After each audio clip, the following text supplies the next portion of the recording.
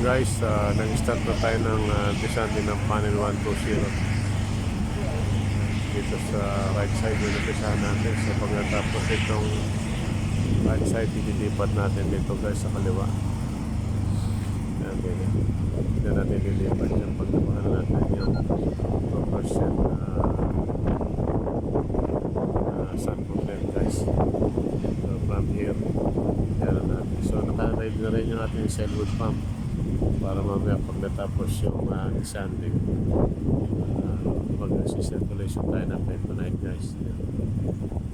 So pagkatapos ulit mamaya dyan, i-sanding natin yung panel 21,600 mm guys.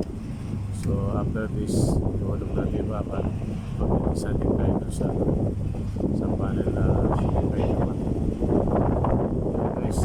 In progress ang sanding natin sa panel 120, 1,000 mm thickness ito, 34.5 meters ang lalim ng hukay natin. Ayan, yung rin natin guys, naka-ready rin na. So natin ito na lahat yung mga gamit natin guys.